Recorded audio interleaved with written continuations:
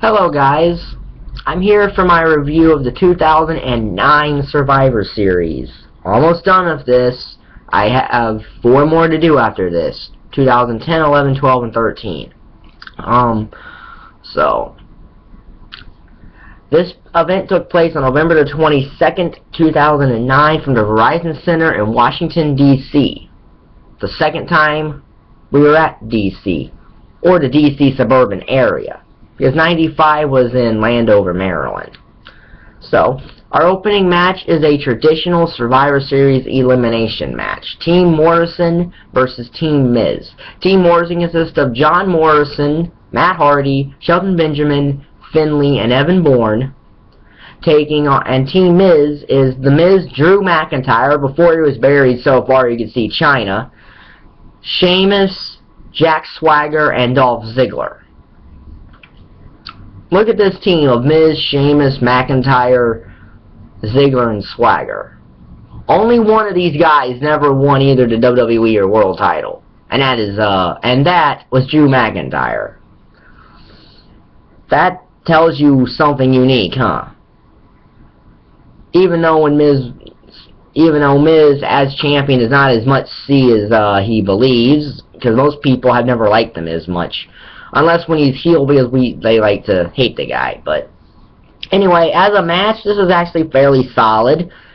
It's an average match, and average to me is 2.5 stars because it's half of 5, and half of anything is average to me. So I'm probably aware that it technically average would be 3 stars, but I look at averages if it's half my total star rating. Then yeah. By the way, total star ratings for this event will be 30 because there's 6 matches on this show.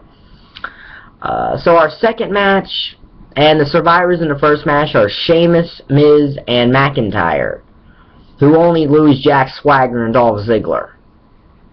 And once again, just like the year before, Morrison's against 3. So our next match is Batista versus Rey Mysterio. 1-star match. I think this match could have went a little bit longer, and I think they could have told a better story with it if it was a little bit longer. It's not bad, but it's a 1-star match. Batista wins via ref stoppage. Okay.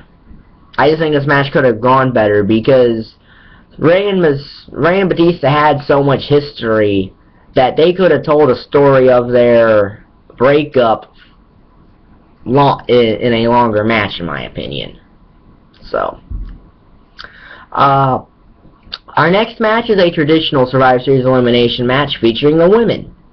It's Team Mickie James, which is Mickie James, Melina, Kelly, Gail, Kim, and Eve Torres, taking on Team Michelle McCool, which is Michelle McCool, Beth Phoenix, Alicia Fox, Jillian Hall, and who was it?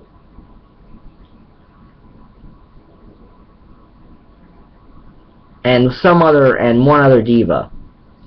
Anyway, Michelle McCool comes down to her and Mickie by themselves. Oh, it was Layla was the other member of this team. Yeah, Layla.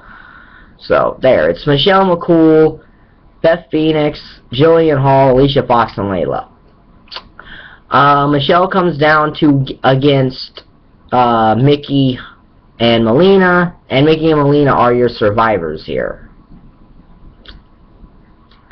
So our next match is Team Orton versus Team Kofi. Actually, I think these matches were reversed. I did watch this show. It was just about a week ago, but I did rewatch it.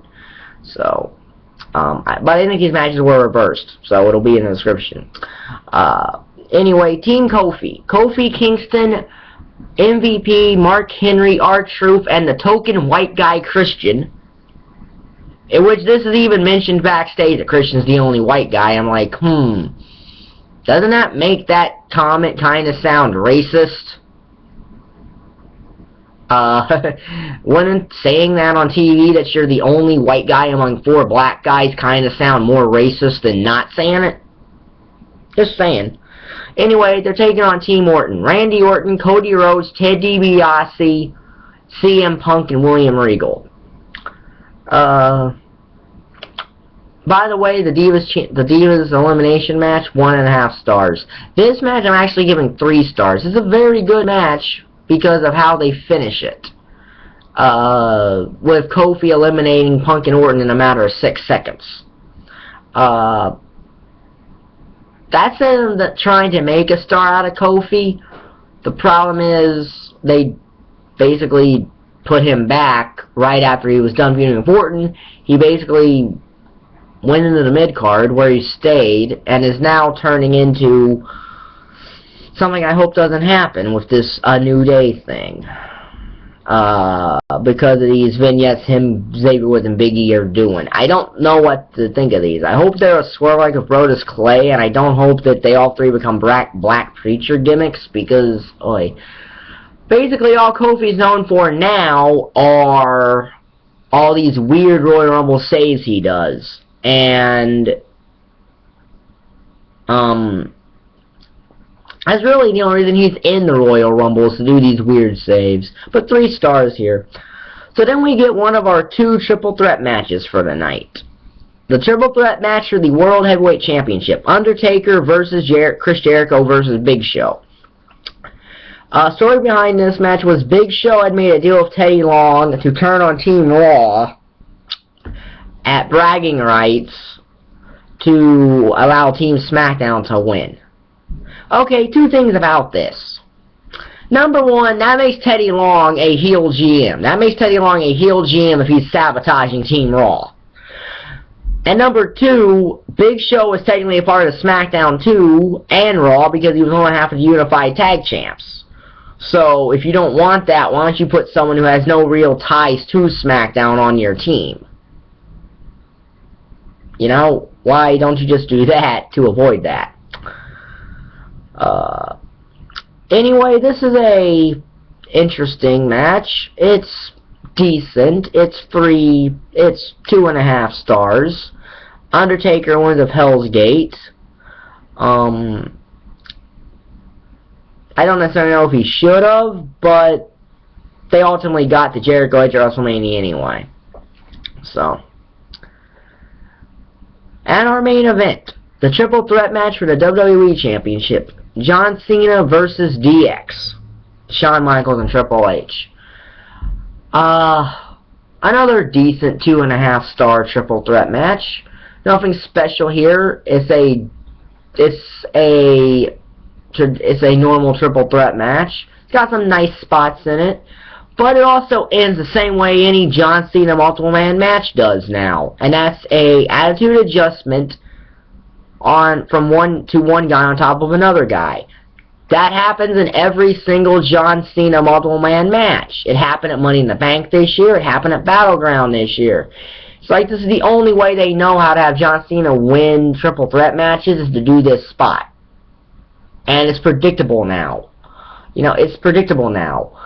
Again, that's not Cena's fault. That is the WWE's fault. A lot of the problems with John Cena versus just because it's WWE's fault and they could probably fix it. At least in my opinion. I'm not a guy who dislikes Cena, as I said in the last video. I don't dislike Cena. I think if they stick to his style, he's perfectly fine. He doesn't botch much. I don't even think he should have the STF because he's not a submission guy and he really can't apply it. But I also say that he is capable of having good matches periodically, so. And this is one of them. It's not a 5-star classic like his match of Punk was last year on Raw. That was a legit 5-star match. But this is an okay match. It's 2.5 stars. So the total star rating will be down there in the description box. If you like the video, hit the like button down there. If you want to, hit the subscribe button down there. If you want, leave a comment, whether it be on this video or just anything else you may want me to talk about. And if I get enough comments on it, I'll do a vid about that certain topic.